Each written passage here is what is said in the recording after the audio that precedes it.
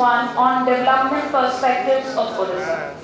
I would like to invite the panelists of the session on the dais. First, I request Professor Mitali Chinara ma'am, Utkal University, to chair the session. Madam is an academician par excellence with an experience of over 30 years. She has been honored with many national and international awards. She has led projects financed by CPRHG, UPA and Ministry of Finance, Government of India. Ma'am is also an A-grade artist of All India Radio and Doordarshan. She specializes in research, her research in economics of social sector and gender. Ma'am, we once again welcome you to chair the session. Next, we have Shri Rajesh Mahapatra sir, Editor, Press Trust of India. Sir, I request you to kindly join us as a panelist.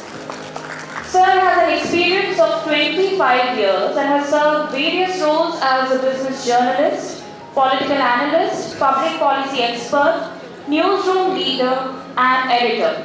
He has worked with international publications such as Associated Press and Bridge News, before an extended stint in Hindustan Times, where he drove organizational change and digital innovation. He is now the editor of Press Trust of India, the country's premier news agency, where he leads a team of more than 300 journalists, bringing news as it breaks in the field of politics, economics, sports, and everything else. He is also the founder director of Odisha Dialogues, a non-partisan thought leadership forum that promotes Odisha-focused research and advocacy. Sir studied economics at Delhi University and JNU, where his research focused on political economy of food security. Sir, we welcome you as a panelist.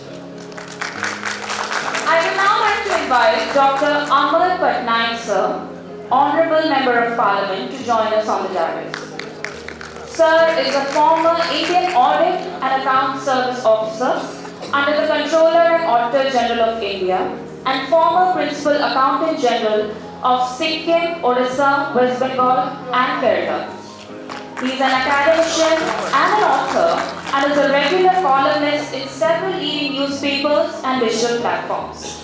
Sir is a part of the department-related Parliamentary Standing Committee on Finance for the third year in a row, a member of the Parliamentary Consultative Committee on Forest, Environment and Climate Change for the third year, and a member of the Rajya Sabha Committee on Subordinate Legislation.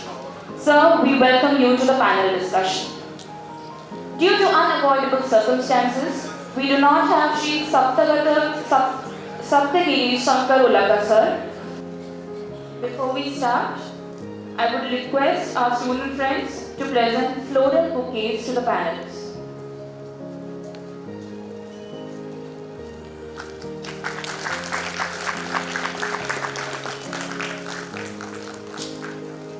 So now I would like to request Mitali Chinara ma'am to please take over the session. Thank you. At the outset, I would like to express my gratitude and say that I am extremely happy to be here in the midst of you all, where in front of me I have my teachers, senior faculty members, researchers, scholars and student friends, and with me two eminent panelists to join the first panel discussion on Odisha Economic Association's Odisha Vision 2036. I would like to start the panel discussion with a few observations. I read somewhere a day or two back that what is vision? Vision is the art of seeing what is invisible. Vision is the art of seeing what is invisible.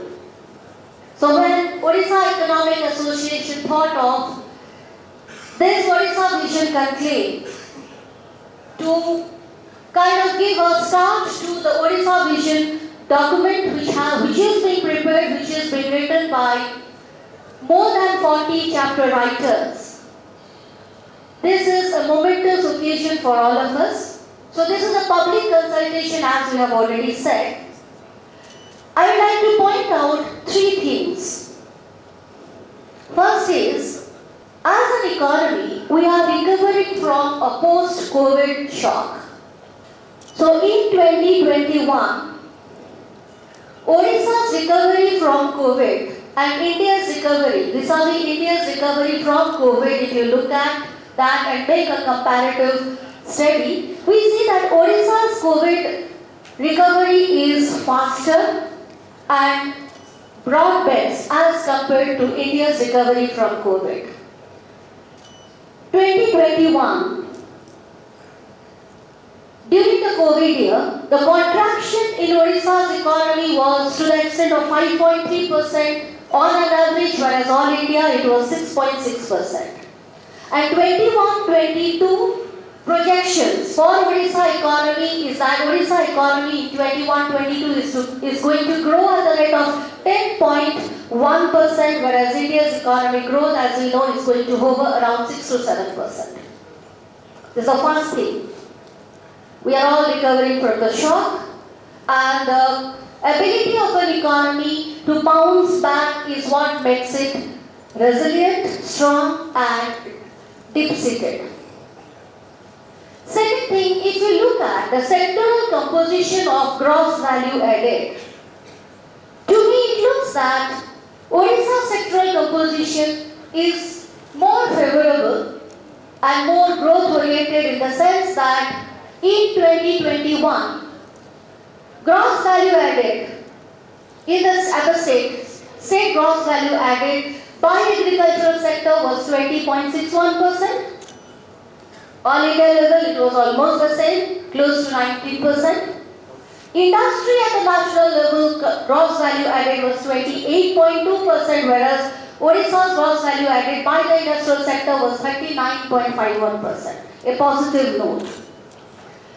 And services contributed 53% to gross value added at the national level, whereas in Odisha it contributed to 39.88%. So this sectoral composition to me looks that in Odisha we have a favorable situation.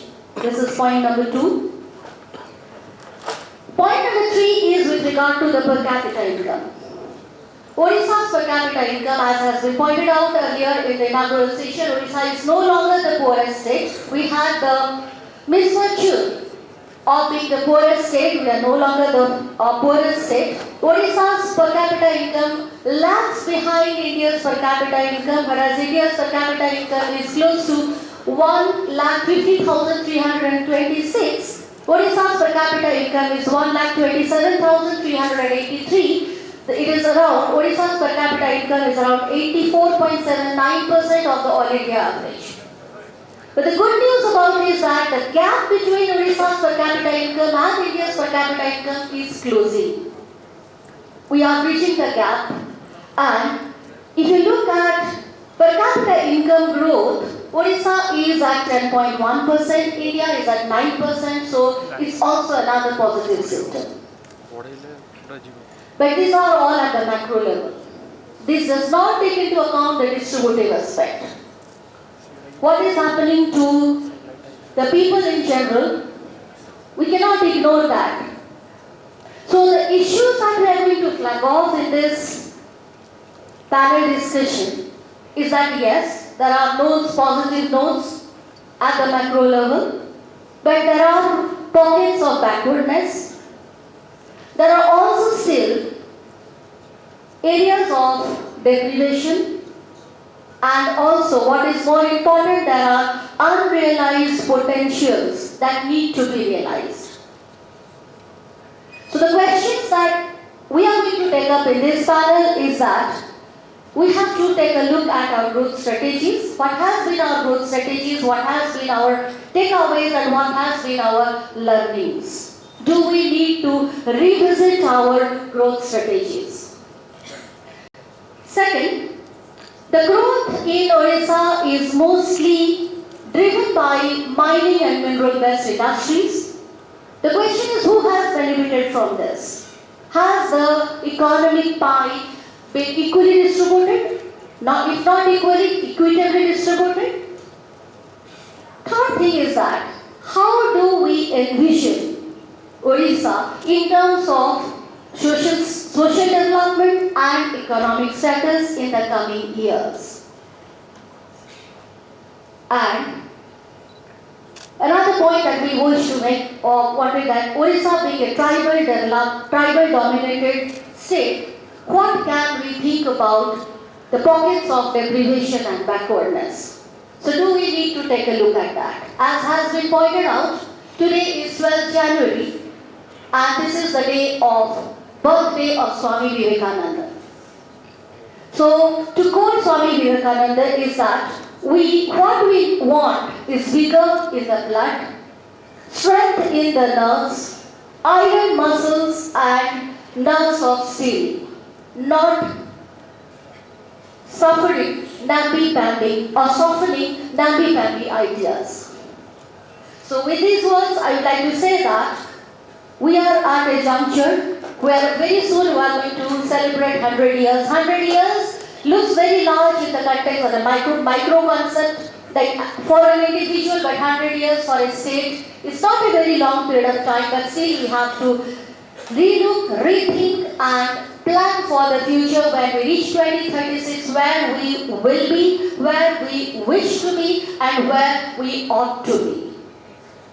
It can be the best of times, we can make it the worst of times. It can be an age of wisdom, we can make it the age of foolishness. Let me say that I'm quoting from Charles Dickens. With these words of these observations of mine, I now start off the panel discussion, and I wish that since one of our panelists with unavoidable circumstances could have not been able to join us, so we can take some observations because we have very senior researchers, teachers and scholars, my teachers in the audience. We can take a few observations from them also. May I now request and invite Sri Rajesh Mahapatra to put forth his views. Sri Rajesh Mahapatra. Thank you, Professor Rajesh Nara, Dr. Amar Patnaik, Pancharan Babu, Professor Deepak Mishra, rather my old friend Deepak, Professor NISER, Dr. Keshav Das, Dr. Amrendra Das, Ajiro Savare, उपस्थित अन्य अतिथि आपण समस्त नववर्षर शुभेच्छा एवं हार्दिक अभिनंदन। बहुत भल लगुच आज ये आसिक प्रथमतः अनेक पुराणा बंधु सहित पैंडेमिक समय देखा साक्षात हो पारि ना आज साक्षात देखा 2018 मसीह चाकरी छाड़ी ओडिशा को आसी अनेक गुड़ाए प्लान था साफ था तो ये पुणे दिल्ली वापस चली गई लोग पचारती कौन है Odisha is such a puzzle that sometimes you can end up underestimating the challenges and overestimating the opportunities. Probably that is what happened. But at some point in time, I am hopeful that I will rightly estimate the opportunities and rightly estimate the challenges and again come back. जहाँ कि 3 वर्ष भितर अनेक जगह बुली प्राय 35 वर्ष राज्य बाहर रही अनेक जिन देखी नी ओडिशा विषय बहुत कम बयस चली 3 वर्ष अनेक उपलब्धि अनेक शिखी अनेक बुझा पाई लोक उपलब्धि गुड़िक जो अनुभूति गुड़िक भित्ति कर आज जो विषय वस्तु अच्छी किसी कथा जेहेतु प्रोफेसर चिनारा कहले जे जड़े वक्ता ड्रप आउट करगले तो आमको सीटा कौन कहती फिलर भी हवा पड़े 15-20 मिनट चलो Odisha at 100. How do we see it? How should we see it? What should we be looking to see? ये विषय ऊपर तो 15-20 मिनट रे विशेष किसी कही हब ना ना कि भावुचे आज जो सभा काली आ पहर दिन आमर अनेक विशेषज्ञ अच्छा ସେମାନେ ଇଣ୍ଟାଇପ୍ କରିବେ ଟେକ୍ନିକ୍ କ୍ଷେତ୍ରରେ ତା ଉପରେ କିଛିଟା ବ୍ଲୁପ୍ରିଣ୍ଟ ନେଇକି ଆସିବେ। I want to commend the effort and the consistent and sustained effort that Odisha Economic Association has been putting in for the past 2-3 years. ଯେତେବେଳେ ମୁଁ 3 ବର୍ଷ ଆଗେ ଆସିଥିଲି ମୁଁ ସେହି ସମୟରେ ଦେଖିଥିଲି ଓଡ଼ିଶା ଇକୋନୋମିକ୍ ଆସୋସିଏସନର ଆକ୍ଟିଭିଟି କିଭଳି ଥିଲା। ତା ପରବର୍ତ୍ତୀ ସମୟରେ ପ୍ୟାଣ୍ଡେମିକ୍ ସମୟରେ କିଭଳି ସେଟା ଗୋଟେ ମୋମେଣ୍ଟମ୍ ନେଇଛି ଆଉ ଯେଉଁ କମିଟମେଣ୍ଟ ସହିତ କେଶବ ଦାସ ଅମରେନ୍ଦ୍ର ଜୟ ବାବୁ ପୁରା ରିପୋର୍ଟ ପୁରା ମୋର ବହୁତ ଆଶା ଅଛି କି ଏଇ ଯେଉଁ ଏଫର୍ଟଟା ଏଇଟା ଗୋଟେ ସଷ୍ଟେନ୍ ଏଫର୍ଟ ଚାଲୁ ଏଇଥିରୁ ବହୁତ ଭଲ ଜିନିଷ ବାହାରିକି ଆସିବ। Had sent us a note, very kind of, very nicely captured a comprehensive list of issues that we should be looking at. Now, when we look at 2036, 100, Odisha 100 vision, I don't think, there are many things which will not be different from what we would otherwise try to visualize for the nation as a whole. Because it is not possible to see Odisha in isolation. Odisha is a part of a federated structure. It is an integral part of a nation. And the challenges that we face at a national level are also pretty much registered in Odisha. And the way we want to go forward at a national level would also find its reflections and resonance at a state level as well. So there are a few issues that I would list out before I get to the main crux of my speech today.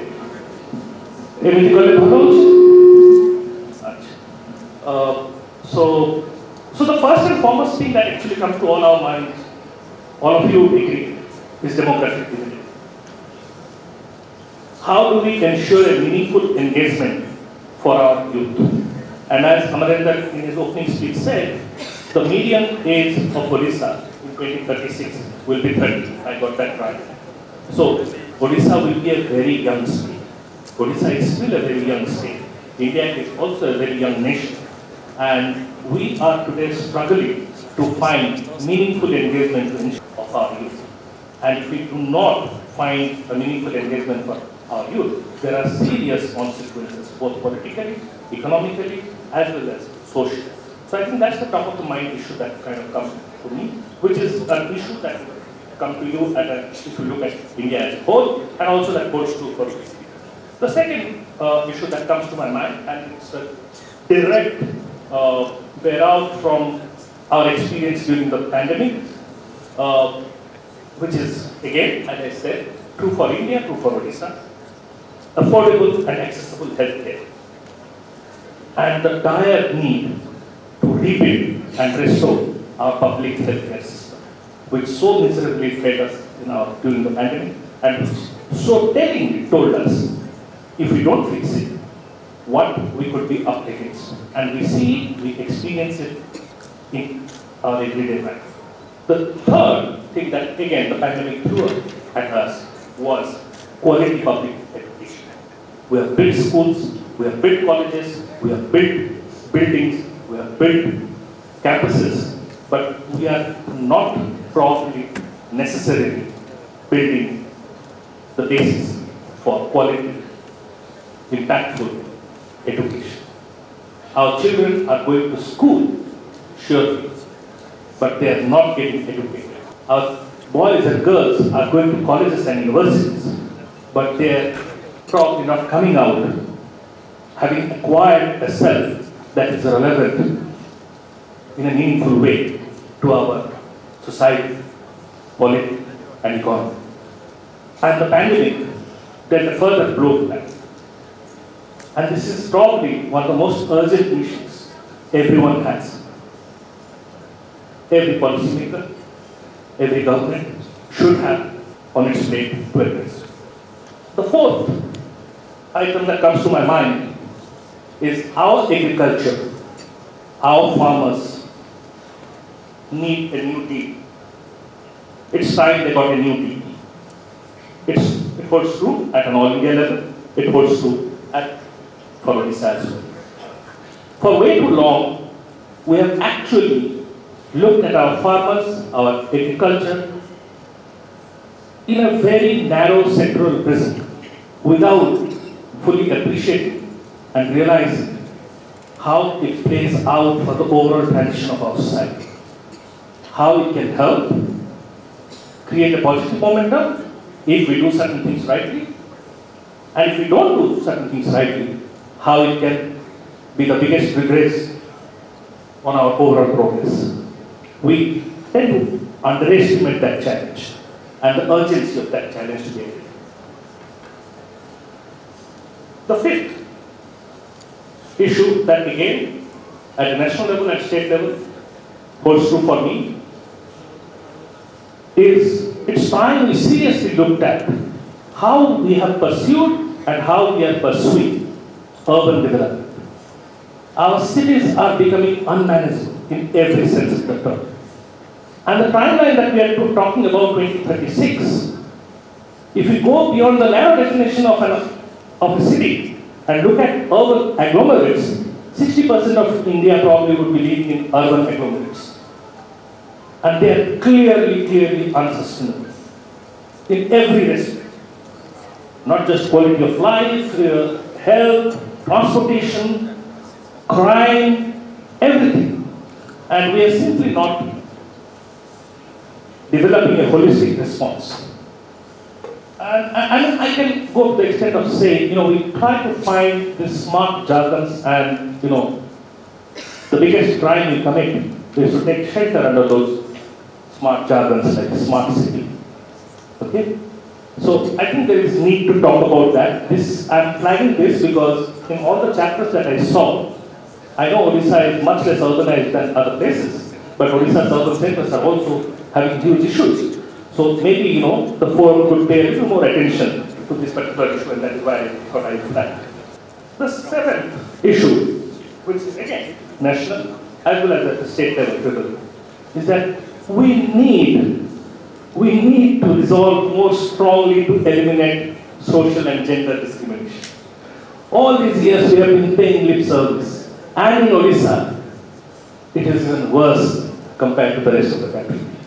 The biggest sin we commit every day when we say, in Odisha there is no casteism. That's a lie. We have said so many times that we don't even think that we are making a lie. 24% of Odisha are tribals, 18% are Dalits, 42%. I mean, every time I come in, people tell me, no, there is no casteism. I ask them, do you know there are the largest number of temples where Dalit entry is prohibited? It happens to be Odisha. The eyebrows go up. Oh, really? But then they say, okay, it's fine. That's even more shocking. First, you do not even know that the highest number of temples that ban Dalit entry happen to be in your state. Not knowing itself is shocking. What is even more shocking, that when you get to know it, your response is very muted. I'm sorry to say here, we walk into the corridors of the secretariat. I'm a Mahapatra, I can say it. Mahapatra, Nanda, Patna, Das, Satpati, Padi. These are the surnames you see one after another nameplates. Does it not agitate you? Or are we not aware of the many other surnames which actually constitute 95% of Odisha's population? And this, I want to address it to the younger friends of mine who are sitting in this auditorium. Does it not agitate you? If it doesn't agitate us, then there is something wrong about it. That's the seventh point that I want to talk about. When I came here, I want to recount. There was Women's Day in Jagdev Bhavan. I was invited to participate in a panel discussion. I go up there and I suddenly discover all the 8 panelists are men. It's a Women's Day. We are discussing women's issues. And all the panelists are men. And then suddenly I started reflecting, where am I going? Every place that I was going, I was seeing. Almost 9 out of 10 meetings, the panelists were men. Then I took a decision that I will never go to a panel discussion where, if it is a panel and not a panel. The Odisha dialogues we ran for 3 years. It is possible. People give me all kinds of excuses. There was not a single panel discussions we had which did not have a women speaker. You can do it, provided you have the willingness to do it, provided you know why you want to do it. How can you leave out 50% of the population out of everything and then yet say that we are looking at holistic development? That is not possible. These are questions we have to take head on, and we are not taking them head on. We are slipping them under the carpet. Now let me come, after those 7 issues, the 3 other points, the agenda of 10 commandments that I wanted to flag off for your expert group. The remaining 3 are very much Odisha focused. And there, I think the item that I would like, and I think is getting already flagged, and it is very heartening, is that we need to find a sustainable ecological basis for land, forest, and mineral resources in our, in every development plan that we want to articulate. I'll speak a little more about it later, and this is probably the most important thing for me in the context of Odisha. We need to, we have great potential. I really don't understand what is holding us back. We have the minds, we have the people, we have a government which apparently is willing to do it, but somehow we are not able to do it. Is to lay a strong export-led foundation, which also guarantees the co-creation of a vibrant domestic market. And I believe this is one area where there is a lot of untapped potential. How do we do it? Is a question that one would wish this Odisha Economic Association to take up, and over the next 2 days deliberations to make.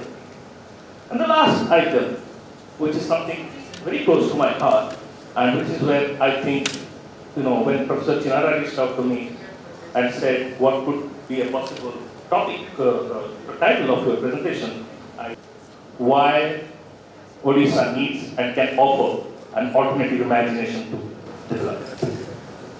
And the last point that here I was going to mention was how do we restore the economic and cultural viability of rural Odisha, the economic and cultural viability of our villages. This has, we need to pay a little attention to this. This requires a very different kind of discourse. And I don't think in the 3 years that I stayed here, the intense engagement I've had with various stakeholders, I think this is a topic we haven't done enough justice. And my submission to Odisha Economic Association would be to look at it. Now, having said this, let me now move over to the larger issues. And I want my student friends to pay a little more attention. ଯଦି କୌଣସି ଜିନିଷ ବୁଝି ନ ହେବ, you just raise your hand, I will repeat it. Because I really want, the stage of life that you are in, I really want, and I believe most of you are from the economics faculty, to pay attention to this. Now, we are actually standing at a moment that is transformative, globally, nationally, locally, politically, economically, and socially. We need to look at things on a much longer time frame. We are talking about Odisha at 100. We are just about 14 years away, which means, it has been 86 years since we were created as a province. It has been 75 years since we won independence. It is very important as we hold this conversation. Professor Chinara read out a lot of things which were good news. Good news they are. Celebrate you must. But complacent we can't. Because despite all such good news that we have recovered faster from the pandemic, we need to look deeper into why and how we have recovered, because there lies also some answers. It is true that we have moved into the middle income category. Those are all good things that have happened at an aggregated level. We must take heart of it. But that doesn't mean we overlook the enormous challenges and also despite having things. Ever since I started studying economics, I gained consciousness. I have heard Odisha is a case of poverty amidst plenty. I have always heard about Odisha being a case of poverty amidst plenty, but I haven't found in most discourses on Odisha as to what is this plentiness about, and is the reason why Odisha is poor despite being so resource rich lies in the fact that we are resource rich. So I want to bring your attention to something that developed in the 1960s, which could be of interest to the students who have gathered here. Some of your professors would be familiar. I am not sure whether you are familiar with the name of a person called Richard Otti. Professor Richard Otti, who is a professor emeritus of economic geography at Lancaster University. He first coined a term called the resource curse. There is a whole gamut of literature on resource curse, which basically looks into why many resource-rich countries tend to be poor. And those resource-rich countries which have been an exception, what kind of exceptions they have been, and why and how. So take the example of Australia, a resource-rich country, but it is also a developed country. Take the case of Canada. It's a resource-rich country, but it is also a developed country. Then there are examples of Brazil and Venezuela. They are also resource-rich, but their development experience is very different. Then there are countries like Saudi Arabia, Russia. They are resource-rich. If I just relied on the per capita incomes and all the numbers, figuratively, they will also score very high. But would I like to go and live in those countries? The answer is no. Why? Because despite the numbers, despite being the resources, they are not necessarily a preferred destination for global citizens. Then there is whole of Africa, which is so resource-rich, yet continues to be poverty-stricken. Why? The theory of the curse, resource curse theory, primarily argues that when you lean excessively on your natural resources, mineral resources, extractive economic policies, you essentially create a ground to stay poor. Because it tends, if some of you can understand, tends to favor the non-tradable sector vis-a-vis the tradable sector. So eventually you will land on an economic growth trajectory, which in a short term might look interesting, but over the long term, the economic growth trajectory is slower. Not only that it is slower, it is less egalitarian in its outcomes.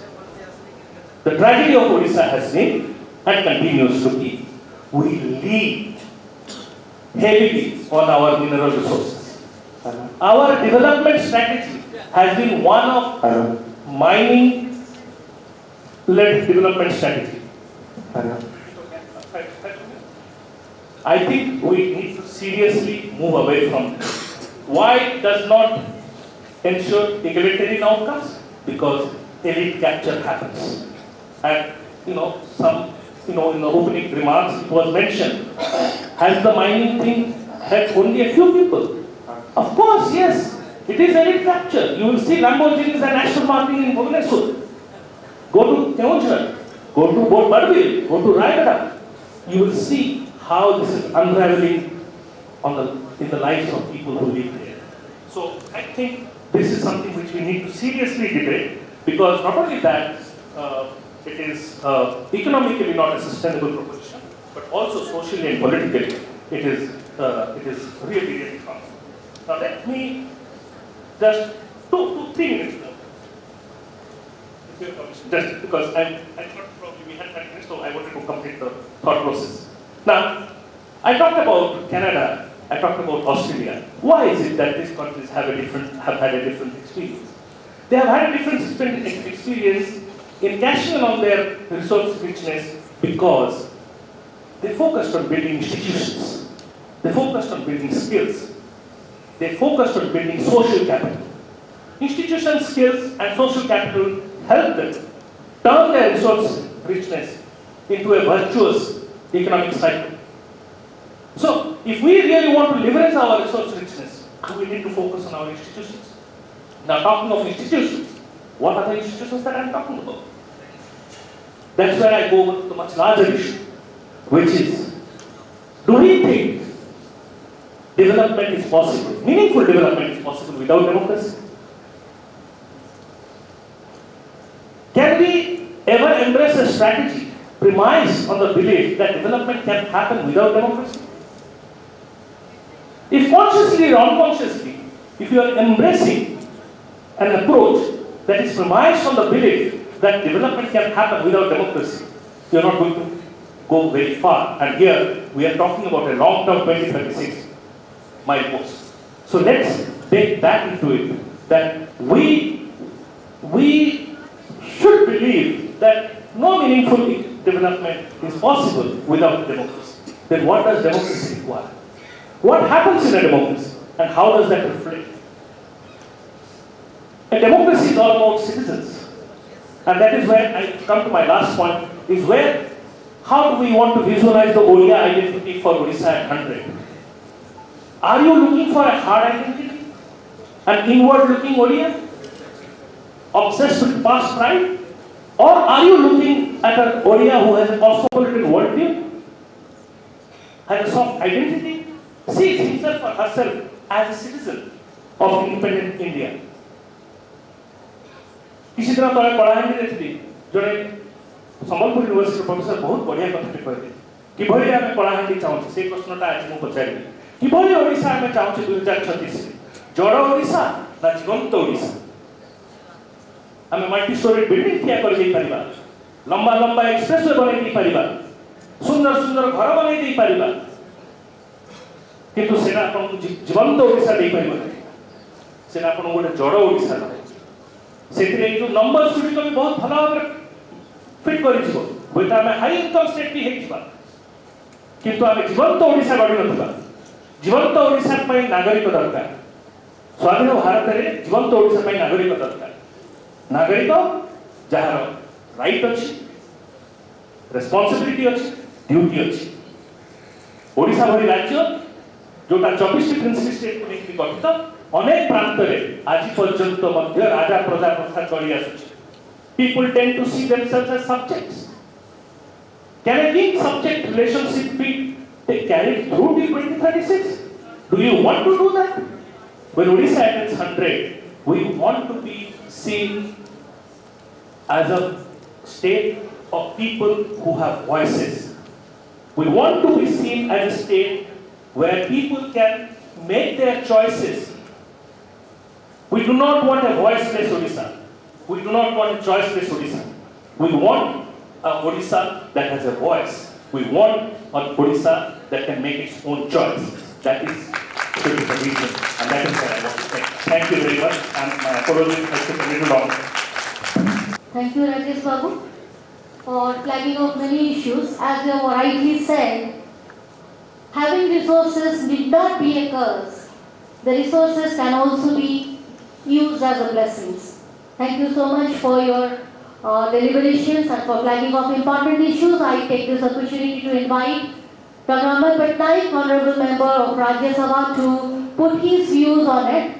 Odisha's development perspective, he will speak in general and then he will talk about specific sectors that he considers important. Dr. Amar Patnaik, please. Thank you so much. The Odisha Economic Association for inviting me to this panel discussion. Dear friends, lots of you are young students here. I've not been very fortunate of having studied here, so unlike Mr. Rajesh Mahapatra, I don't know many of the senior professors present here. But my regards to all of them, ladies and gentlemen. Of course, Professor Mitali Chenaro was my senior in school, in the school, Bhubaneswar. I'm thankful to Mr. Rajesh Mahapatra for, giving the broadest overview possible, so that I don't really have to speak much on that. And lastly, I realized that I am probably the only or maybe Panchan, I'm the only non-economist in this galaxy of economists because I am a physicist by training. I am a politician without any political science or any kind of background. I dabble in economics. I am an academic with no academic experience. So basically, jack of all trades, don't expect many things from me. But I will be very number oriented because even in physics we talk about numbers. See, many times I have spoken about it in Parliament that the greatest economic thought that is currently ruling the economic discipline, or I would say public policy discipline in general, is what famous economist Stiglitz said.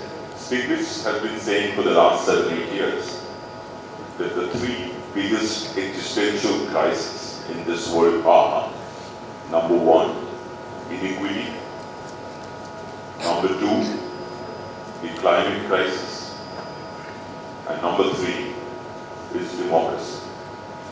In just these three variables, much of what has been spoken now has actually been spoken. I have spoken about this in Parliament from a different angle. Most economic associations, or most of economics that we talk with, that traditional economics that we deal with, or people are writing about, is in the paradigm of the neoclassical economic model of the rational actor with probably unlimited rationality, atomistic individual. The premise is economic growth which will trickle down. Some people will get the cake, and then it will be cut into pieces and it will trickle down to the people below. Now that's the model that we have been following. As long as we remain within that paradigm, these numbers which Professor Chinara spoke about, which are basically economic growth numbers, would matter, but wouldn't solve the problems of the world. And the problems of the world, as Stiglitz says, three existential crises. Please mark the word existential crisis. Economic growth will not settle the problem of inequity because the neoclassical model inherently is iniquitous. The distribution of the cake will always have to be in such a manner that there are still incentives left for people making the cake. So a lion's share of that particular cake will remain with those who are, as we call the capitalists, or people who are employing the capital, and a certain portion of it will be collected by way of taxes, and the government will manage to distribute it to the people who haven't been able to generate equity or manufacture. That's the model. And that is at the root of the inequity that I'm talking about, or that Stiglitz is talking about, that many of us have talked about. Now, where is this inequity? This inequity is not just in economic sense. It is not just economic inequity. There are inequities socially, some accentuating economic inequity. The elite capture, many other things come under these concepts that I am talking about. There is political inequity, there is gender inequity. In my PhD research, I talk about 8 bases of inequity. And these 8 bases are what are responsible for an iniquitous society and the economic cake not being distributed in an equitous manner. As long as we remain under this paradigm, I have asked this question several times, that the gap between the rich and the poor, many times we've heard about 1% of India having 73% of the wealth, and all these figures are already known to all of you. But I would think that as long as we follow this model, this will continue to remain a cause of concern. Am I suggesting that you drop this model? Probably not possible at this stage. And therefore, I remember when I spoke about this in Parliament, asking for a new metric to GDP calculation, whether it is for the national level or for the state level. I was pleading for a different metric based on these 3 parameters. And I remember walking up to Dr. Dr. Manmohan Singh to ask him what his thought was. He speaks very less, but he says that I think the SDGs, the Sustainable Development Goals, address many of these issues. And I agree, the Sustainable Development Goals would capture many of the existential crises that Stiglitz is talking about. However, the Sustainable Development Goals have been projected as goals. They have not been projected as goals to be achieved over a period of time. They are not being calculated from year to year as GDP in economic terms is being calculated or gross value added GPA is being calculated. We have to work on this. This is a new area that one has to work on. The point on the inequity side, because one can go on, I'll just stop at this. So I say that we need to have new metric. The SDGs are good substitutes. People talk about gross national happiness in some countries like Bhutan and all, but I think it's very difficult to probably measure, which will be more perception-based rather than actually measurable. But I think the Sustainable Development Goals could be modified to subsume the GDP, economic GDP figures, and still have a broader metric. We still need to work on that. Probably the world has to work on this. The second point that he said was about the existential crisis, is about the climate challenge. I have been to many countries abroad during my tenure as Member of Parliament to see the kind of impact climate is having on those countries. And mind you, Odisha would be one of the states which will face the brunt of global warming, particularly because it has the longest kind of a coastline. It will happen to Andhra, it will happen to, it will happen to India because India has one of the longest coastlines. Now, Odisha's coastline will be affected by global warming. So it's not a question of rising sea levels actually. It is actually a question of the entire marine ecosystem getting disrupted. Entire natural resource management taking a different kind of a shape, throwing up a different kind of a challenge. So the climate crisis that, why I'm mentioning this to you, because I thought since you're talking about the Vision 2036 document, I thought this theme could pervade all the chapters because the climate crisis cannot be looked at in isolation. It has to form a part of our developmental strategy. I asked this question. I'm still having the meeting of the Parliamentary Standing Committee on Public Undertakings of SAIL, NALCO, all these people. I was just asking this question, that what is the thing that you are doing for decarbonization, for carbon sequestration? You see, you have to remember, all of us have to remember that mere enactment of legislation, which is coercive in nature, the coercive part of regulations do not always give the results. What is important is to have the results. The results come from cultural, cognitive, mental models, and that's an institutional, that's a part of institutionalism, actually, institutional thought. Douglas North talks about these mental models. Many people are now working on neuroeconomics on these mental models. Now, unless and until the climate challenge goes deep down into our mental model at the household level, we will not be able to change the 1.5 degrees centigrade temperature rise that we have to remain within. And then there will be catastrophe. Islands will go down, Odisha's distant coast probably may get submerged. We may not have our Lord Jagannath. Of course, we believe in the Lord, Lord will take care of us. But we must realize these are the challenges. The third one, I'll not really go deep into it for positive times, but the third one is democracy. Now, when we say democracy, doesn't necessarily mean democracy, doesn't necessarily mean elections, doesn't necessarily mean democracy written in the Constitution or the way people elect their representatives. Democracy is basically institutions. And as you said, the entire fundamental rights of freedom of speech, freedom of expression, the right to life, everything that is enshrined in our constitution. That entire thing is democracy.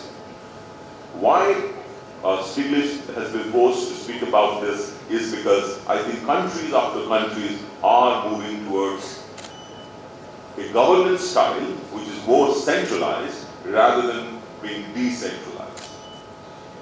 And that's why you would find me speaking most of the time on the federal override in several of our legislations, and there are schemes where the states are not getting the views, or states are not getting the emphasis to design their own policies, even though we proclaim through lip service that one size doesn't really fit all. But if that is the thing, that the states are not being given the rights, and just as the states are not giving it to their panchayat, what is the municipal bodies, because that's where the design has to take place. That if we are saying that one size doesn't fit all, then it has to happen at that level. Now, many of these thoughts are something which has been spoken about before. It is not that I am speaking here for the first time and very novel. This has been spoken about. Gandhi has spoken about it. Many others, Bhave has spoken about it. But what has deterred us, or what has stopped us from following that model, is because we, as a country, as a state, we follow what is called as,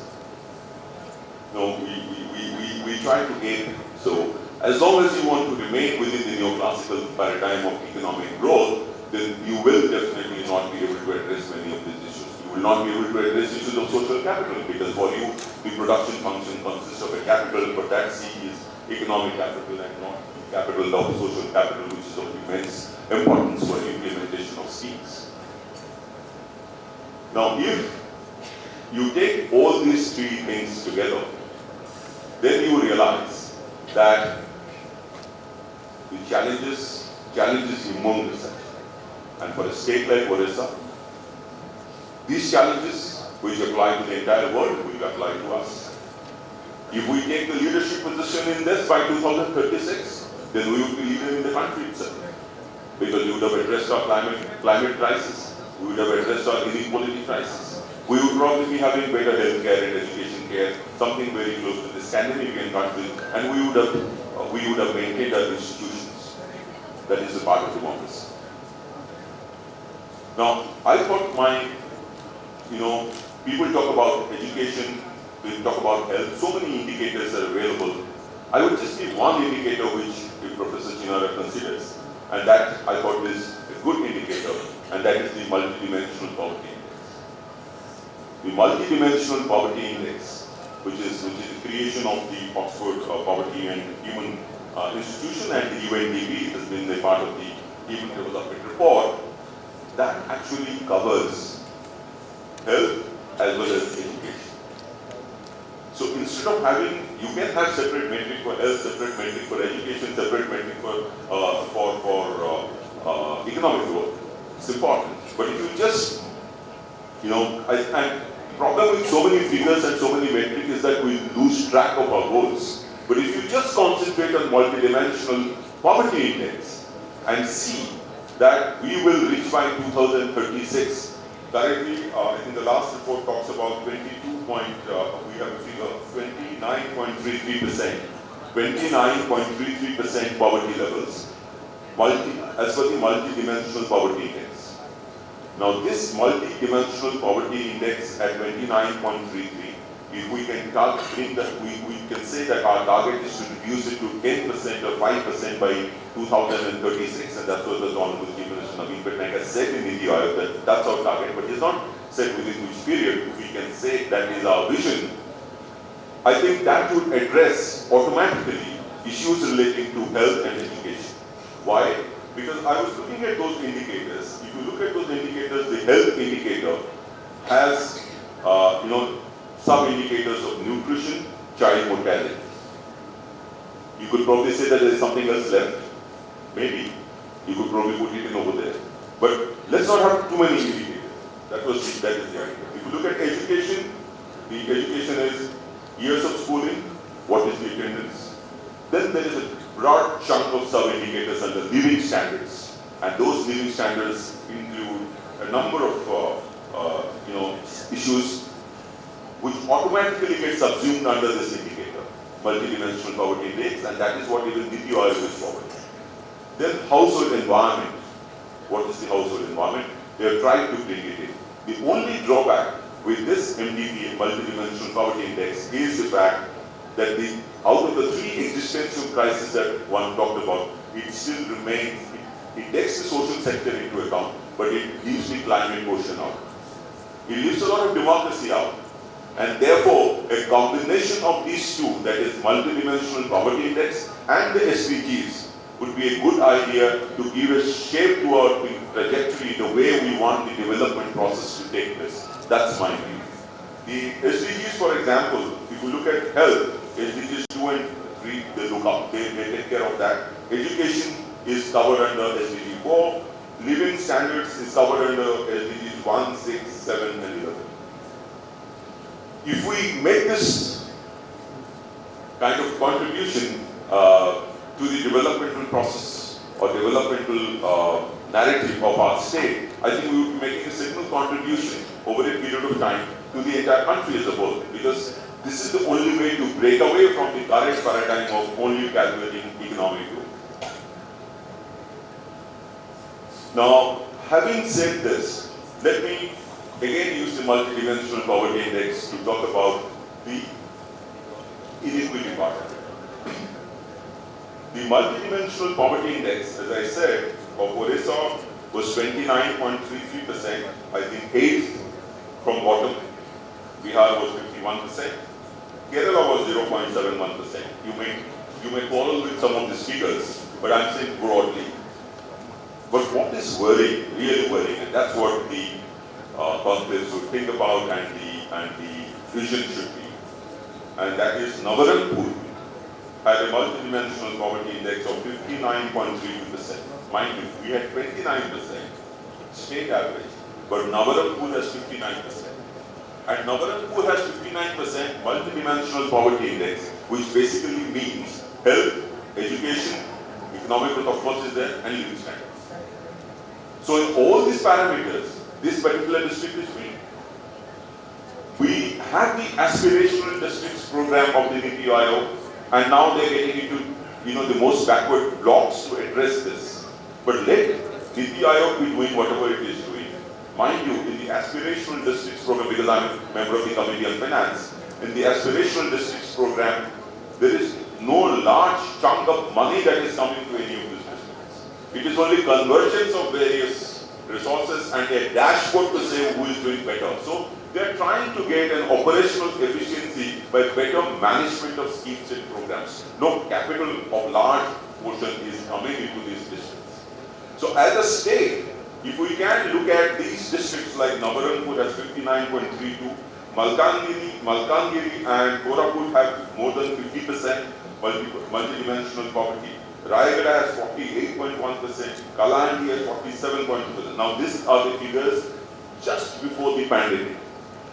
I would not be wrong to think that these would have worsened after the pandemic.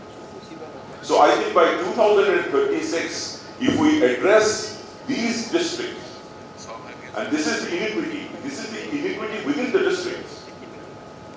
We call it as regional, when we talk about regional inequity, we talk about states, but this is intra-state inequity.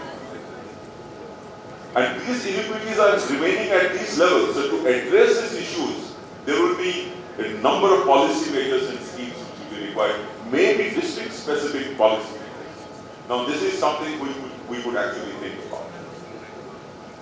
Now I have another thought on this, which is the last mile missing last mile.